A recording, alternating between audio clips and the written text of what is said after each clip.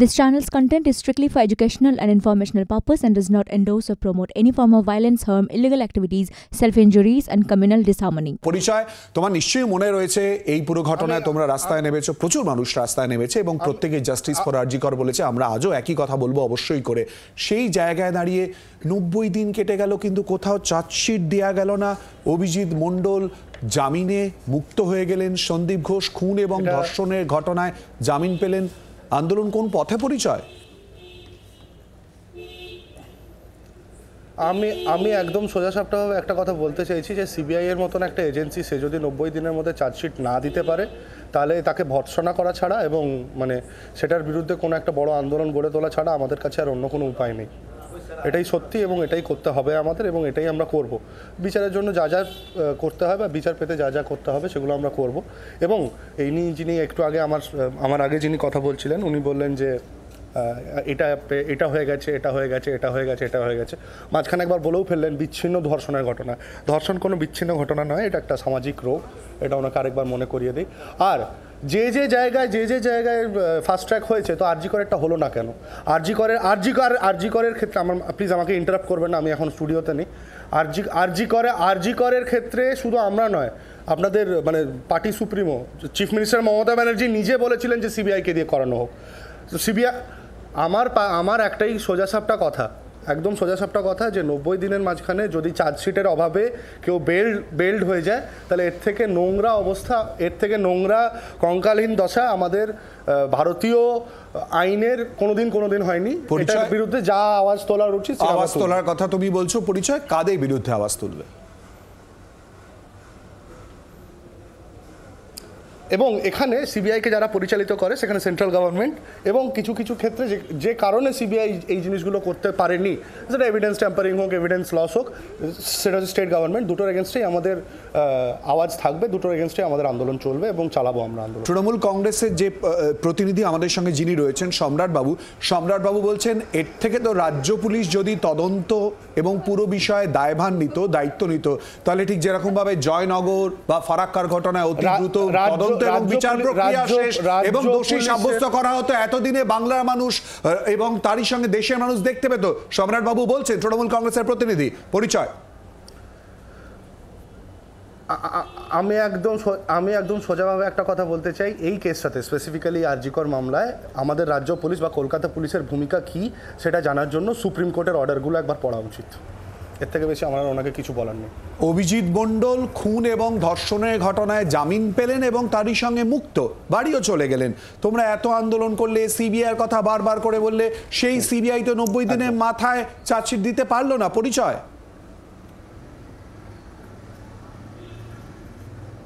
আমি এটাই বলছি তো, এটাকে আমরা তীব্রভাবে ভর্ৎসনা করছি। এটার এগেনস্টে আমরা যে আন্দোলন দাঁড় করাতে হয়, এটার এগেনস্টে আমাদেরকে যা যা করতে হয় তা আমরা করব। পরিচয় আমি বুঝতে পারছি না এটার এগেনস্টে মানে কাদের এগেনস্টে? এবং আমি বললাম তো সিবিআই কাদের দ্বারা পরিচালিত? নিশ্চয়ই সেন্ট্রাল গভর্নমেন্টের দ্বারা পরিচালিত। সিবিআই সেন্ট্রাল গভর্নমেন্টের দ্বারা যদি পরিচালিত হয় এবং তাদের এগেনস্টে যদি আওয়াজ তুলতে হয় তাহলে আমরা সেটা তুলবো এবং তুলবই।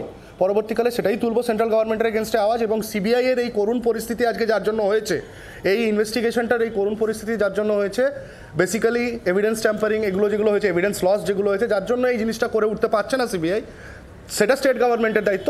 তো তাদের দিকেও আমাদের নজর থাকবে এবং এইভাবেই আন্দোলন আগে এগোবে। পরিচয় সিবিআইয়ের দাবি কারা জানিয়েছিল? তোমরাই তো জানিয়েছিলে।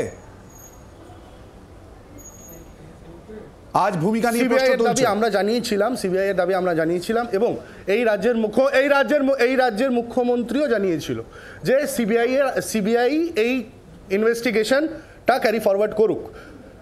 এই রাজ্যের মুখ্যমন্ত্রীও সেম জিনিস দাবি করেছিলেন।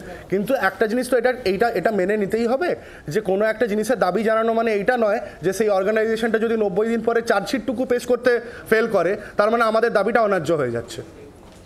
পরিচয় প্লিজ বিচারের এই অবস্থার মধ্যে তো আমরা কাউকে বিচার এনে দিই। একটু সঙ্গে থাকো প্লিজ। সম্রাটবাবু যে কথা বলছে যে রাজ্যেরও তরফ থেকে কিন্তু একই রকম, রাজ্যের তরফ থেকে মুখ্যমন্ত্রী মমতা বন্দ্যোপাধ্যায় নিজে সিবিআইয়ের কথা বলেছিলেন এবং সিবিআইকে দেওয়া হয়েছিল, কিন্তু রাজ্যেরও একই রকমভাবে কিন্তু দায়িত্ব বর্তায়, রাজ্য তার দায়িত্ব এড়িয়ে যেতে পারে না। পরিচয় পান্ডা আমাদের সঙ্গে জুনিয়র চিকিৎসক রয়েছেন। না, উনি কি বলছেন আমি বুঝতে পারলাম না। মমতা বন্দ্যোপাধ্যায় প্রথম দিনই যেটা বলেছিলেন এই ঘটনায় সিবিআই তদন্ত হলে আমার আপত্তি নেই। পরবর্তীকালে তিলোত্তমার বাড়িতে গিয়ে রাজ্যের মাননীয় মুখ্যমন্ত্রী বলেছিলেন যে আমাকে আর কটা দিন সময় দেওয়া হোক, আমরা জুনিয়র চিকিৎসক এবং চিকিৎসকদের দাবি মতো 24 ঘন্টার মধ্যে অভিযুক্তকে গ্রেপ্তার করেছি, আরও কিছু আছে কিনা আমাদের আর 5-6টা দিন সময় দেওয়া হোক, রবিবার দিনের মধ্যে যদি আমরা সঠিক তদন্তের শেষ পর্যায়ে পৌঁছতে না পারি তাহলে আমরা সিবিআইয়ের হাতে তুলে দেব। আমি একটুখানি আটকাচ্ছি পরিচয়, আমি আরেকবার তোমাকে জিজ্ঞেস করছি, তোমার কথাই তোমাকে আমি জিজ্ঞেস করছি। আমাদের সঙ্গে অঙ্কন দত্ত, বিজেপির প্রতিনিধি, বিজেপি নেতা আমাদের মধ্যে রয়েছে। অঙ্কন, স্বাগত জানাচ্ছি। এবং অঙ্কন, পরিচয় যে কথা বলছে তোমাকে শুনিয়ে দিই একবার। পরিচয় আমাদের সঙ্গে সরাসরি রয়েছে। পরিচয়, তুমি বলছিলে সিবিআই যাদের দ্বারা পরিচালিত হয় সেই বিজেপি তাদের বিরুদ্ধে আন্দোলন করবে, তাই কি বলছিলে? একদম তাই বলছিলাম, তাই বলছি। অঙ্কন, শুনলে বিজেপির এখানে কি ভূমিকা রয়েছে আমি জানি না। দেশের সর্বোচ্চ আদালত মহামান্য সুপ্রিম কোর্টের তত্ত্বাবধানে এবং সুপ্রিম কোর্টের মনিটরিংয়ে আরজি কোর্ট খুন ধর্ষণ মামলার তদন্ত কেন্দ্রীয় তদন্তকারী সংস্থা সিবিআই করছিল, এবং সিবিআইয়ের যে তদন্ত তার যাবতীয় যতবার স্ট্যাটাস রিপোর্ট জমা পড়েছে সব সুপ্রিম কোর্টের কাছে প্রধান বিচারপতি ডিভিশন বেঞ্চের কাছে জমা পড়েছে। প্রধান বিচারপতি আগে চন্দ্রচূড়বাবু দেখছিলেন, সেই সময় তিনিও বলেছিলেন যে সিবিআই বিভিন্ন আসপেক্ট, বিভিন্ন মানে তদন্তের বিভিন্ন বিন্দুকে জোড়ার চেষ্টা করছে এবং তার জন্য সিবিআইকে যথেষ্ট সময় দিতে হবে। আমি সেই সেপ্টেম্বর মাসে ওনার কোর্ট মানে যেটা তোমার প্রসঙ্গ ধরে আসবো, তোমার কাছেই আসবো, একটুখানি পরিচয়ের কাছ থেকে জানি। পরিচয়, তুমি শুনলে বিজেপি নেতা অঙ্কন দত্ত রয়েছে, অঙ্কনের বক্তব্য। বিজেপি কি করলো? বিজেপি কি করলো? এটা তো সুপ্রিম কোর্টের নজরদারিতে তত্ত্বাবধানে পুরো বিষয়ে তদন্ত হচ্ছে। আমি বলছি কি করলো, আমি বলছি কি করলো। 90 দিনের মধ্যে একটা চার্জশিট দিতে পারলো না। 90 দিনের মধ্যে যদি একটা চার্জশিট না দিতে পারে তাহলে অ্যারেস্ট করেছিল কেন? কে সেটা জবাব দেবে? সেটা বিজেপি কেন জবাব দেবে? শুনুনি, আর কত সময় চাই? 27শে নভেম্বর আপনি দেখুন, শেষ যেদিন সুপ্রিম কোর্টের সিবিআই এর পক্ষ থেকে আপনার সলিসিটর জেনারেল তুষার মেহতা যে বক্তব্যটা তুলে ধরলেন যে আমরা 27শে নভেম্বর রাজ্য সরকারের কাছে রাজ্য সরকারের দুজন মানে সরকারি কর্মচারী হচ্ছে টালা থানার ওসি অভিজিৎ মণ্ডল এবং সন্দীপ ঘোষ, এখানেই তো প্রশ্ন। না না, আরে শোনো না, তোমার লাইনের সূত্রেই প্রশ্ন। যতবার লাইন শেষ করার কথা বলছো ততক্ষণে প্রশ্ন শেষ হয়ে যাবে।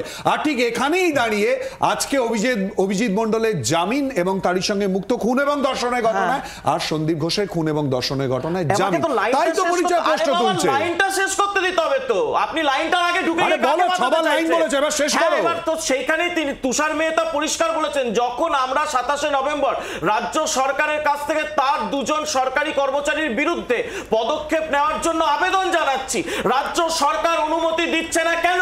কিসে বাঁচানোর চেষ্টা করছেন?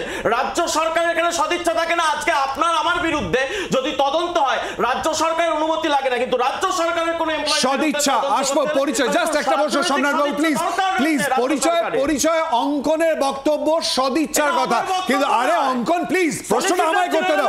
আরে থামো। পরিচয় ঠিক সেই জায়গায় দাঁড়িয়ে, পরিচয় ঠিক জায়গায় দাঁড়িয়ে তোমাদের আন্দোলন যেখানে এই মুহূর্তে তোমরা আবার বলছো আন্দোলনে নামবে, কোথায় আন্দোলন যাবে? বিচারের দাবি, সে কথা আমরা সবাই বলছি। সেই দাবির জায়গা তাহলে কোথায় দাঁড়িয়ে, কোথায় গিয়ে জানাবে পরিচয়?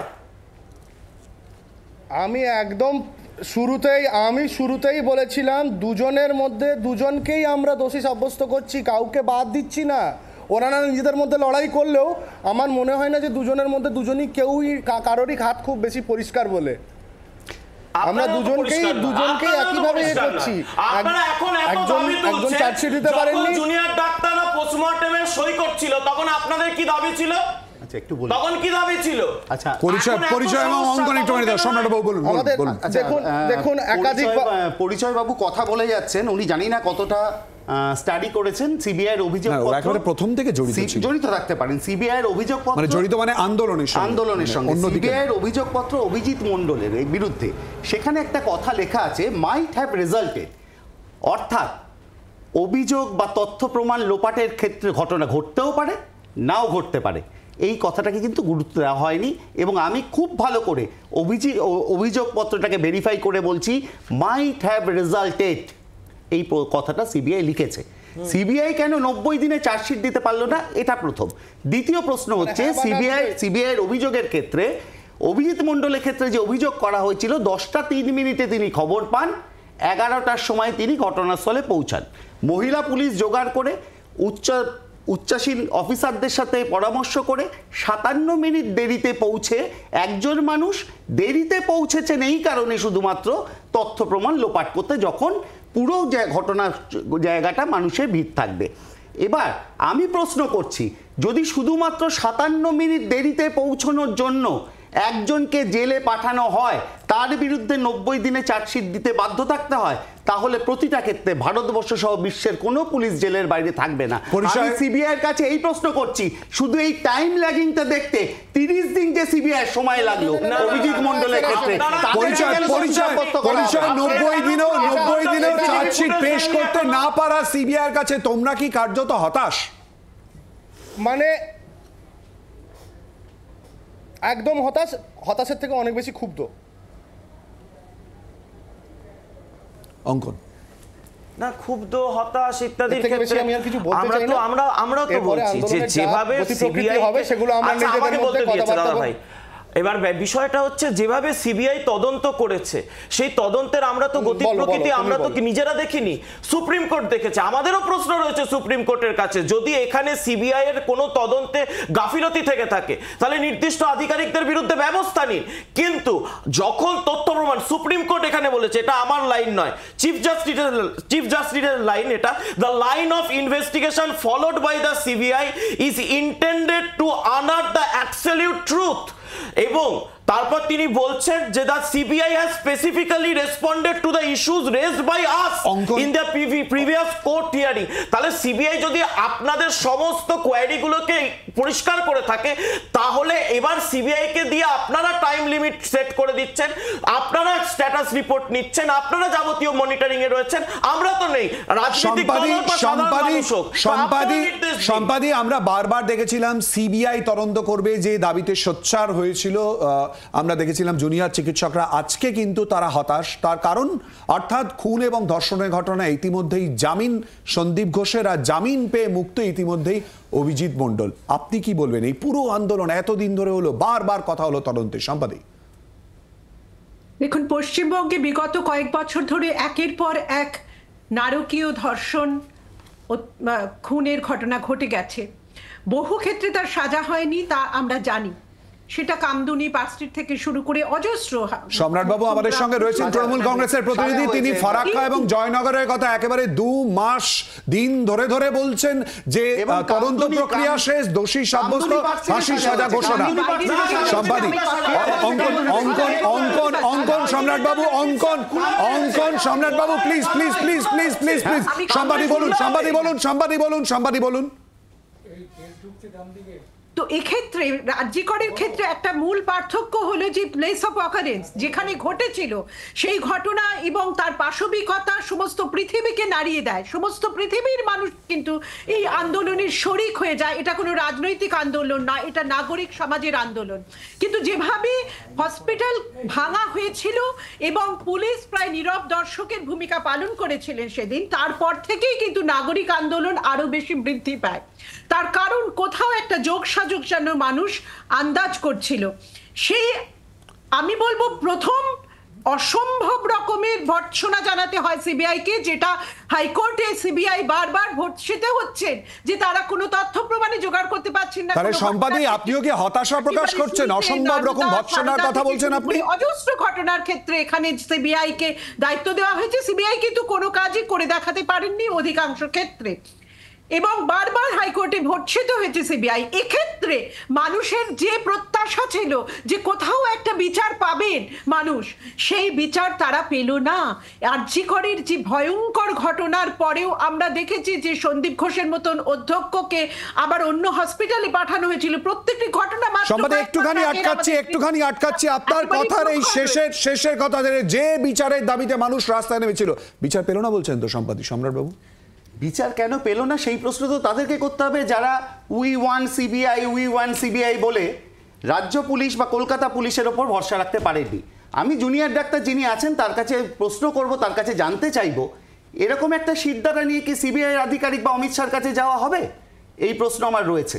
রাজ্য পুলিশ, কলকাতা পুলিশ, মমতা বন্দ্যোপাধ্যায় প্রশাসনের ওপর আস্থা রাখলে, আমি 14টা ঘটনার কথা বলেছি যেখানে দোষীরা সাজা পেয়েছে, মমতা বন্দ্যোপাধ্যায় পুলিশের ওপর, মমতা বন্দ্যোপাধ্যায় প্রশাসনের ওপর আস্থা রেখে। 48,000 ধর্ষণের কেসের কোনো বিচার হয়নি। 48,000 এর রাজ্যে। এই সংখ্যা সম্পাদী যে কথাটা বলেছেন, এই যে সম্পাদী যে কথাটা বলছেন যেটা সকলের কথা, বিচার তাহলে কি পেল না আরজি কর? যে প্রসঙ্গটা তুলছেন সম্পাদী, কি বলবে? প্রথম কথা হচ্ছে তথ্য প্রমাণ লোপাট হয়েছে। তথ্য প্রমাণ সিবিআই সেটাই প্রমাণ করুক।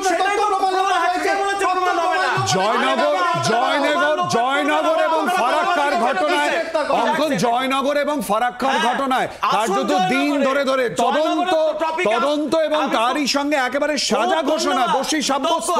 কৃতজ্ঞ আপনার কাছে। জয়নগরের ঘটনায় ওখানকার এসপি প্রথমে কি বলেছিলেন? যে কোনো ধর্ষণ হয়নি। গ্রামবাসীরা যখন বলেছিলেন ধর্ষণ হয়েছে, তাদের উপর লাঠিচার্জ করেছিলেন। অগ্নিমিত্রা পাল অঙ্কন কৃতজ্ঞতার কোনো প্রয়োজন নেই। একেবারে তদন্ত এবং বিচার প্রক্রিয়া এবং তারই সঙ্গে দোষী সাব্যস্ত হয়ে যাওয়ার ঘোষণা। ঠিক এই জায়গাতে যেমন প্রশ্ন উঠছে, অর্থাৎ বিচারের জায়গা কোথায় দাঁড়িয়ে রয়েছে আরজি কর নিয়ে। বাংলার আওয়াজ, বাঙালির আবেগ, জি 24 ঘন্টা।